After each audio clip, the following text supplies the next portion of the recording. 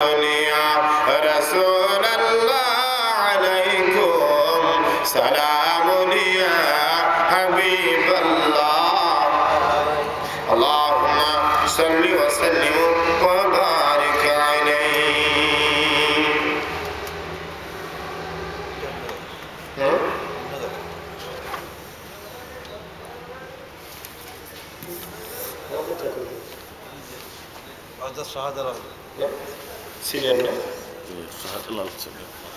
Shahjalal senior ফাজিল মাদ্রাসার আয়োজিত বাৎসরিক ওয়াজ মাহফিলের আজকের সম্মানিত সভাপতি, এই মাদ্রাসার আমাদের সকলের শিরতাজ শিরোমণি, আমাদের সকলের উস্তাদ উস্তাদুল আসাতিজ, মাদ্রাসার সম্মানিত সদক্ষ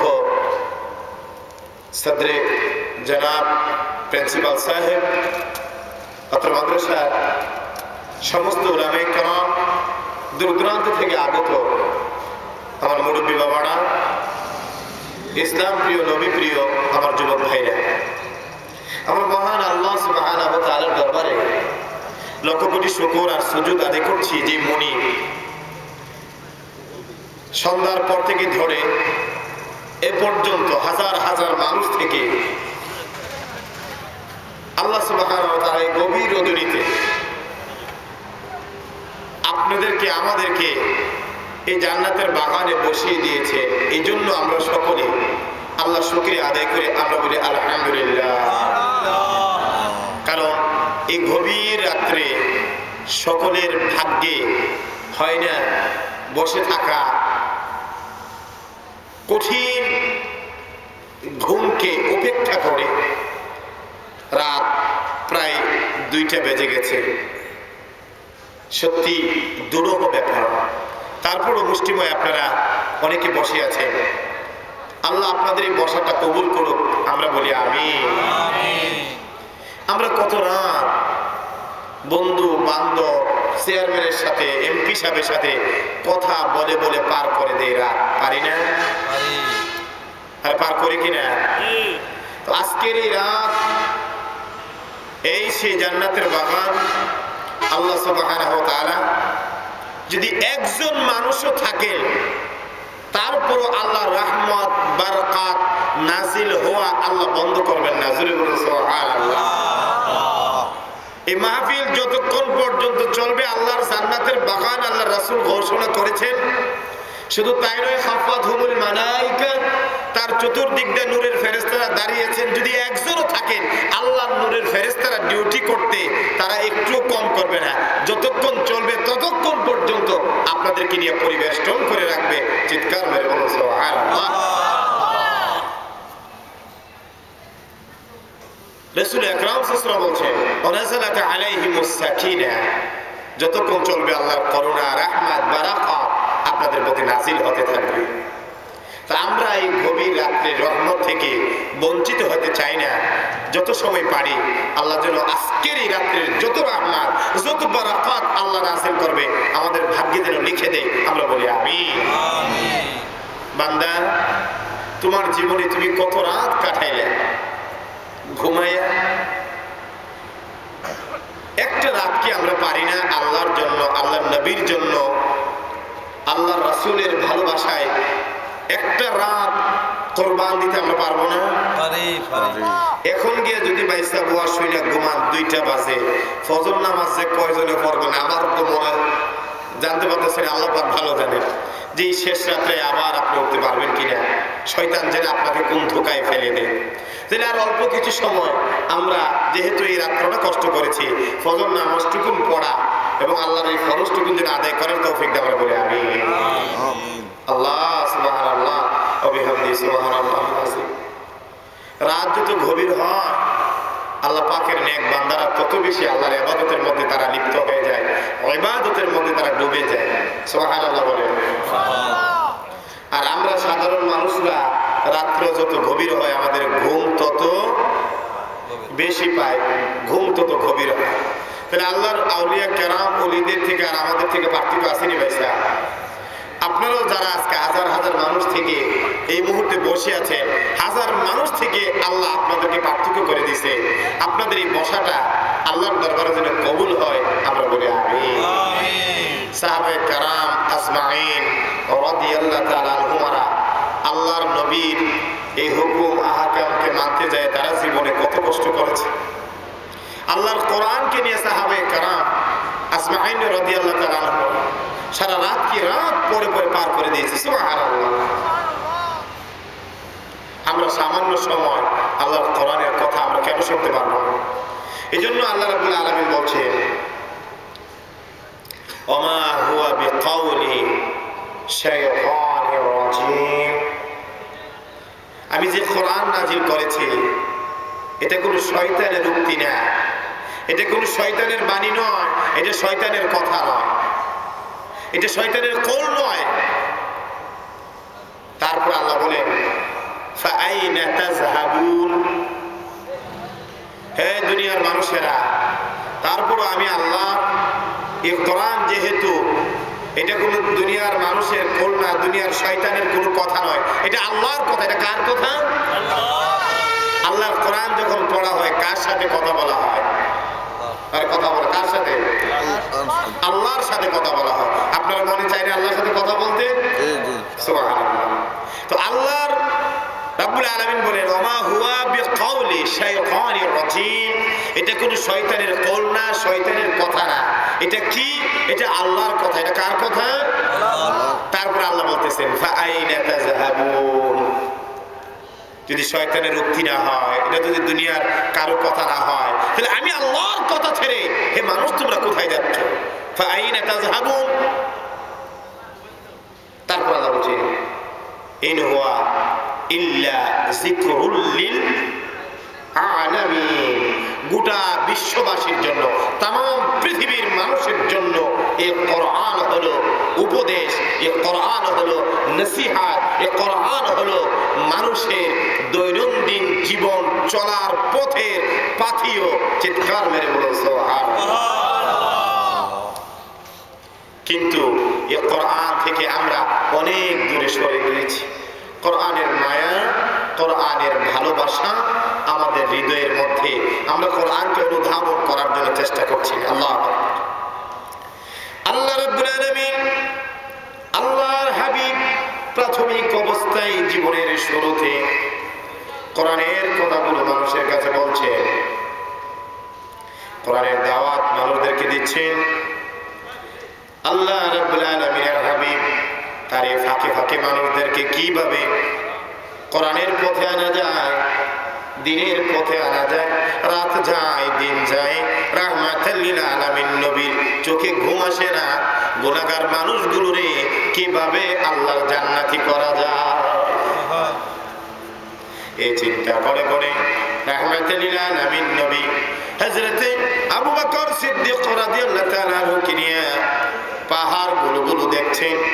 এমন সময় দেখা যায় একটা বালক পাহাড়ের মধ্যে ঘুরতেছে, ওই পাহাড়ের মধ্যে বকরি চড়াইতেছে।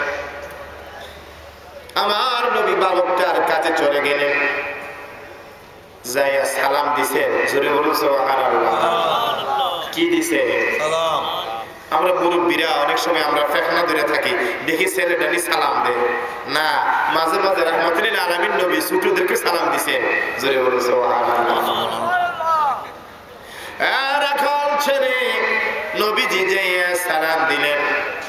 ছেলেটা কয়, জীবনে কত কথা শুনলাম, এত সুন্দর কথা তো আমার জীবনে শুনি না। একবার নবীজি চেহারা মুবারকের দিকে তাকায়, আর একবার নবীজির কদম মুবারকের দিকে তাকায়। যুবকটা যদিও রাখাল, আমার নবীর সুন্দর চেহারা মুবারক দেখে যুবকটা নয়নের সবটুকুন আবেগ দিয়া রাহমাতাল লিল আলামিন নবীর দিকে তাকায় রইলে।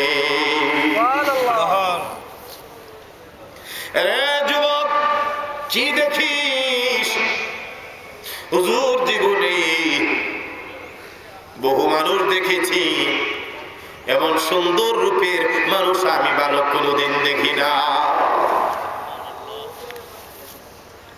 আমার নবী বললেন, বালক রে, তোমার তো অনেক বকরি দেখা যায়, কই দিন ধরে আজকে খাই না, দিবি রে তোর একটা বকরি থেকে কিছু দুধ দহন করে খাওয়ার জন্য। যুবকটা বলল, হুজুর এগুলো তো মালিক আমি নই, আর একটা কথা হলো সবগুলো বকরি থেকে দুধওয়ালা বকরি তো এখানে নাই। আমার নবী বললেন, বালকেরে এমন একটা বকরি দাও যেটার দুধ নাই, ওই বকরিটা দিলে আমি ওইটা থেকে দুধ দহন করে খাইব। বললো, হুজুর আপনি যে কোনো একটা থেকে যদি হয় দুধ দহন করে খান। বালক আশ্চর্য হয়ে গেল, যে বকরি বাচ্চা দিল না, স্তনের মধ্যে দুধ নাই, ও জায়গা থেকে কেমন করে দুধ দহন করবে? সুবহানাল্লাহ। আল্লাহর নবী একটা বকরি নিয়ে আসলো। হযরত আবু বকর সিদ্দিক রাদিয়াল্লাহু তাআলা আনহুর সাথে বললেন, একটা পাথর নিয়ে এসো। নবীজি হাত মুবারক ইশারা করে দিলেন, পাথরটা একটা বাটির মতো, একটা থালার মতো হয়ে গেল। জুড়ে বলুন সুবহানাল্লাহ। তাইলে বোঝা গেল নবীজির হাত মুবারক লাগার সাথে সাথে পাথরের মধ্যে একটা রূপ এসে গেল।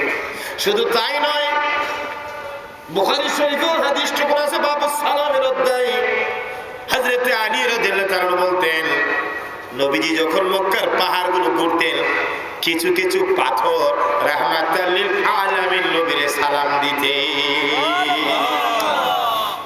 কি দিত? নবীরে পাথরে এখন আমরার মধ্যে কিছু লোক আছে, নবীরে সালাম দিলে আমরা বলে বেদাত করি, নাউজুবিল্লাহ। এই জন্য আলী বলেন, আমি দেখেছি সব পাহাড়গুলো পাথরগুলো আল্লাহর নবীরে সালাম দিত না, কিছু কিছু পাথর আমার নবীর ভালোবাসায় আল্লাহ তাদের জীবন দিয়ে দিতেন। আর ওইগুলো মানুষের মতো করে আসসালাতু ওয়াসসালামু আলাইকা ইয়া রাসূলুল্লাহ, আমার নবীরে সালাম দিতেন। জোরে জোরে বলুন সুবহানাল্লাহ। আমি কি মনে করেন পাথর সালাম দেব? কি সালাম দেয়? পাথর সালাম দেয়। গাছে নবীর কথা শুনি, আল্লাহ সে নবীর শান আর মান তুমি আমি কি বুঝবো? গ্রাম থেকে একটা গাওয়া লোক চলে আসে, তোর জামাতুস সুন্নাহর মধ্যে মাওলানা মহিউদ্দিন খান ওই হাদিসটা আলোচনা করেছে। আয়েশা বলতেছে, ইয়া রাসূলুল্লাহ আপনি কলেমার দাওয়াত দিচ্ছেন শুনি, নবী গো আপনি যে নবী, আমরা কেমন করে আপনাকে বুঝবো? নবী কয়, তুমি কি করলে বুঝবো? হুজুর গ্রামের সেই মানুষটা, অশিক্ষিত মানুষটা আশেপাশে তাকাইতেছে, হঠাৎ করে দেখে একটা গুই সাপ। কি সাপ? আপনাদের এলাকায় কি বলেন? একটু মোটা করে যে হাত পা বড় বড়, গুল সাপ। এটাকে আরবিতে বলা হয় দব্ব। ওই সাপটা হঠাৎ করে বালির উপর দেখা যাচ্ছে। নবীজিকে বলে, ইয়া রাসূলুল্লাহ আপনি যদি সত্যি নবী হন গো, এই সাপটা যদি আপনারা সাক্ষী দেয়, আমি আপনার কলেমা পড়ে মুসলমান হয়ে যাব।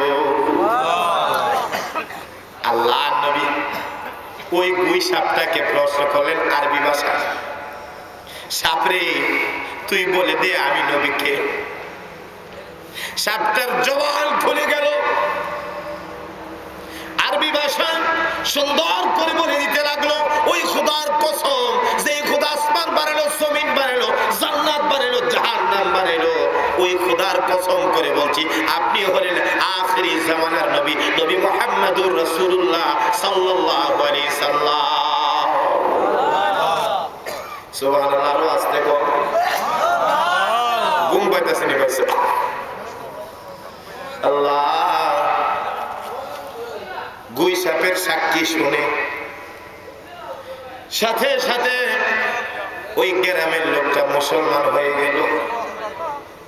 এই জন্য গাছে চিনে, মাছে চিনল, পাহাড়ে চিনল, পর্বতে চিনল আমার নবীর শান, আমার নবীর মান। আমরা মানুষ হইয়া রাহমাতুল লিল আলামিন নবীর মান ইজ্জত আমরা বুঝলাম না। এই জন্য আল্লাহ বলেন ফাল্লাযীনা আমানু বিহি ওয়া আযযারুহু ওয়া নাসারুহু ওয়াত্তাবাউন নূরাল্লাযী উনজিলা মাআহু উলাইকা হুমুল মুফলিহুন। যারা আমার নবীর উপর ঈমান আনবা, আমার নবীরে যারা বিশ্বাস করবা, ঈমান আনার পরে ওই মুমিনের দায়িত্ব এসে যায় রাহমাতুল লিল আলামিন নবীর ইজ্জত করা। চিৎকার মেরে বলুন সুবহানাল্লাহ। কি করতে হবে? নবীর ইজ্জত করতে হবে, নবীর সম্মান করতে হবে। আমার ভাইরা, এই নবীর ইজ্জত করতে যাইয়া এই জমিনের মধ্যে আল্লাহর ওলি সাহেব কেবলা ফুলতুলি রাহমাতুল্লাহ আলাইহি নবীর মিলাদকে, নবীর দুরূদকে, নবীর সম্মানকে বুলন্দ করতে যাইয়া এই জমিনের মধ্যে রক্ত দিয়েছে কিনা ভাই সাহেব? আর দিয়েছে কিনা? এই রক্ত দেওয়ার ফলে সম্মান আল্লাহ বাড়াইছে না কমাইছে? বুঝেননি ওয়াজ? আল্লাহর ওলির সম্মান বাড়াইছে না কমাইছে ভাই সাহেব? গোটা বাংলা ঘুরে দেখো, যত দরবার যাও, ইন্তেকালের পরে আল্লাহর ওলির সম্মান এমন বাড়তে তো দেখি নাই। আল্লাহর ওলি ইন্তেকাল করলো, মদিনার নবী মদিনার আওলাদের সাথে আল্লাহ রাব্বুল আলামিন কালেকশন লাগাইয়া দিলি। সাহেব কেবলার মাজারে, সাহেব কেবলার ইসানে সওয়াব মাহফিলে মদিনার মেহমান আজকে 2 বছর ধরে হাজির। এজন্য কই যারা নবীর ইজ্জতের জন্য দুনিয়াতে কাজ করবা, তার ইন্তেকালের পরে আমি আল্লাহ তার ইজ্জত আরো বাড়াইয়া দেব। আর নবীর সাথে যারা দুশমনি করবা, নবীর ইজ্জতের ব্যাপারে যারা দুশমনি করবা, জেনে রেখো রে বান্দা, এই দুনিয়া যেমন তোমার বরবাদ হয়ে যাবে, আখিরাতের দিনেও আল্লাহর দরবারে আল্লাহর নবীর কাছে তোমার কোনো সাহায্য পাওয়া যাবে না। এখন এই সম্মান করতে যাইয়া যদি জীবন দিতে হয় আমরা দেব। রাজি আছেন? কবির আল্লাহকে হাতগুলো দেখা, নারে তাকবীর, নারে রিসালাত, সুন্নি মহাসম্মিলন। মাশাআল্লাহ, আলহামদুলিল্লাহ। আমরা তো বাইসা সবকিছু মানে, কিন্তু নিজের শরীর থেকে 1 ফোঁটা রক্ত দিয়া না, ঠিক কিনা? কিন্তু নবীর সম্মানে, নবীর ইজ্জতে, নবীর দ্বীনকে, নবীর কোরআনকে বাস্তবায়িত করতে যাইয়া জীবনে যা কিছু লাগে আমরা যদি দিতে পারি, তাহলে আমরা সত্যিকার কামিয়াব। আর না হয়তো আমাদের জীবনে সফলতা আসতে পারে না। কিভাবে? আল্লাহু আকবার। 4th হিজরিতে আল্লাহ রাসূল সাল্লাল্লাহু আলাইহি ওয়াসাল্লামের আসহাবে সুফার মধ্যে সাহাবে কেরাম আল্লাহর কোরআন শিখে, তারা আল্লাহর কোরআনকে নিয়ে সারাক্ষণ দিনের বেলা কাঠ খাটে, রাত্রে আয়েশা নবীজির কাছে কোরআন শরীফ শিখে আল্লাহ রাসূলের পথ মত নিয়ে নবীজির চেহারার মোবার দিকে তাকায়া দিন কি দিন, ঘন্টা কি ঘন্টা তারা কাটায় দিয়েছিল। বলে সুবহানাল্লাহ। এমন সময় নজর থেকে, নজদের কথা শুনছেন না? আল্লাহ রাসূল ইয়ামানের জন্য দোয়া করছে, আল্লাহুম্মা বারিক লানা ইয়ামান, ইয়ামানের বরকতের জন্য দোয়া করছে। এক সাহাবী উঠে কয়, হুজুর নজদের জন্য দোয়া কর। আমার রাসূল নজদের জন্য দোয়া করেন না। রাসূল বলছেন শয়তানের শিং কিয়ামতের ময়দানে সেখান থেকে বাইরে হবে। এখন নজর থেকে কয়েকজন নেতা আয়েশা রাসূল আকরাম সাল্লাল্লাহু আলাইহি ওয়াসাল্লামের কাছে বলতেছে, ইয়া রাসূলুল্লাহ, আমাদেরকে কয়েকজন কারি সাহেব, কোরআন তেলাওয়াতকারী ওয়ালা আমাদেরকে কয়েকজন দেন, আমরা যাতে তাদের কাছ থেকে কোরআন শিখতে পারি। আল্লাহ রাসূল সাল্লাল্লাহু আলাইহি ওয়াসাল্লাম 70 জনের কাফেলা একজনকে নেতা বানাইয়া, তার নাম হলো হারাম ইবনে মিলহান, সে হলো 70 জনের কাফেলার প্রধান। তাকে বানাইয়া আল্লাহর নবী সেই নজদে পাঠাইলেন মানুষদেরকে কোরআন শিক্ষা দেওয়ার জন্য। জোরে বলে সুবহানাল্লাহ। ফাইনা তাযহাবুন, হে মানুষ তোমরা কোথায় যাচ্ছ আল্লাহর কোরআন ছেড়ে? 70 জনের কাফেলার নেতা হারাম ইবনে মিলহান রওনা হয়ে যাচ্ছে। আল্লাহর নবী একটা চিঠি মুবারক লিখলেন, লিখে ওই হারাম ইবনে মিলহানের কাছে দিয়ে দিলেন, যাও নজদের যে নেতা তার কাছে যাইয়া আমি নবীর চিঠি মুবারকটা তুমি তার হাতে দিও। চিঠি নিয়া জীবনের বড় আশা আকাঙ্ক্ষা নিয়া ওই নজদের পথে রওনা হলেন। আসহাবে সুফাই যারা দিন রাত আল্লাহর কোরআন তেলাওয়াত করত, মদিনার বাগানকে যারা সর্বদাই সুরে মুখরিত করে রাখত, এমন সময় যেতে যেতে কয়েকদিন পরে যখন নজদের সীমানায় গিয়ে পৌঁছল, নবীজির চিঠি মুবারক নিয়ে হারাম ইবনে মিলহান নজদের যে নেতা তার কাছে চিঠিটা হাতে দিবেন। হাতে ইশারা দেওয়ার জন্য প্রস্তুতি নিচ্ছেন। নজদের যে নেতা সে একটা চোখ টিপ মারছে তার এক সৈনিককে। চোখ যে ইশারা দিয়েছে এটা আল্লাহ দেখেনি বেশা। আমরা তো আছি নেতা নেত্রী, অনেকে আনি চোখ টিপ দা কাজ বানাইলে মনে করে কেউ দেখে না। আল্লাহ কয় ইয়ালামু খাইনাতাল আ'য়ুনি ওয়া মা তুখফিস সুদূর। বান্দা তুই চোখে চোখে কি লুকোচুরি খেলোস, তোর অন্তরের মধ্যে কি আছে আমি আল্লাহ জানি। জোরে জোরে বলুন সুবহানাল্লাহ। বান্দা পালানোর কোনো রাস্তা নাই, কোথায় যাবে? ওই নজদের যে প্রধান তার কাছে নবীজি চিঠি মুবারক লিখে দিয়েছিলেন। নবীর 70 জনের সেনানায়ক হারাম ইবনে মিলহান চিঠিটা নিয়ে দিবে, এই মুহূর্তে ওই লোকটা ইশারা করে দিল। সাথে সাথে একটা দুশমন হারাম ইবনে মিলহানের বক্ষের মধ্যে একটা বল্লম ঢুকাইয়া দিল। বলুন নাউযুবিল্লাহ।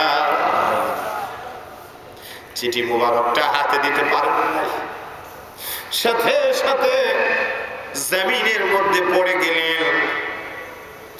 তাজা রক্তগুলো জমিনের মধ্যে পড়তেছে। একবার আকাশের দিকে তাকান, আরেকবার রক্তগুলোর দিকে তাকান।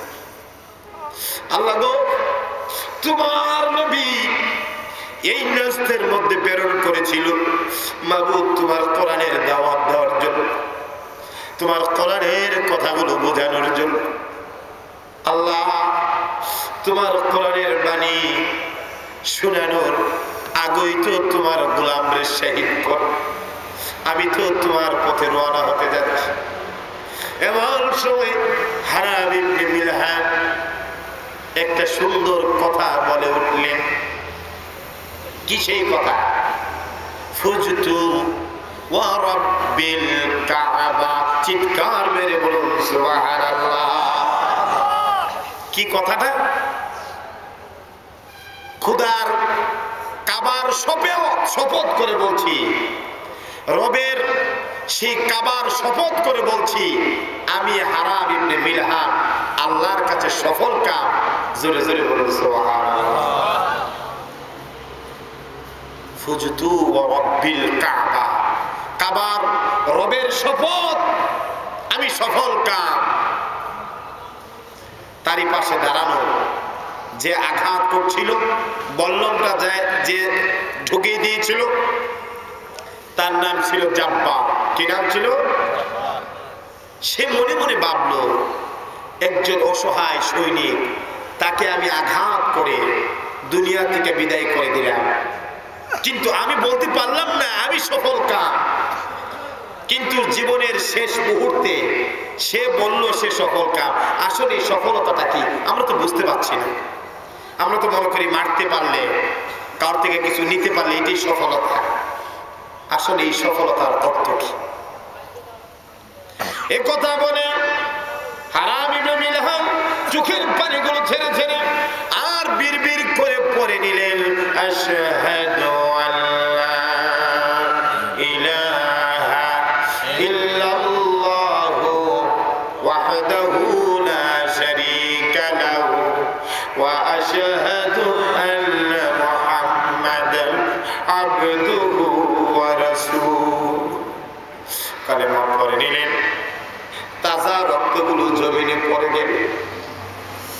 জিন্দা মানুষটা মুহূর্তের মধ্যে আল্লাহ রাস্তায় শহীদ হয়ে গেলে। যে শহীদ করে দিল দুশমন, নাম তার জাব্বা। সে জিজ্ঞাসা করে, মুসলমান, আমি তো জীবনে অনেক কিছু দেখেছি, আমি নিজে তোমাদের মুসলমান লোকটারে মেরে ফেললাম, শহীদ করে দিলাম, আমি তো বলতে পারি না আমি সফল কাম। কিন্তু মৃত্যুর আগে তোমাদের ভাই হারাম ইবনে মিলহান বলে গেল সে সফল কাম। মুসলমানরা এই সফলতার অর্থ কি আমারে বুঝাবি কিনা?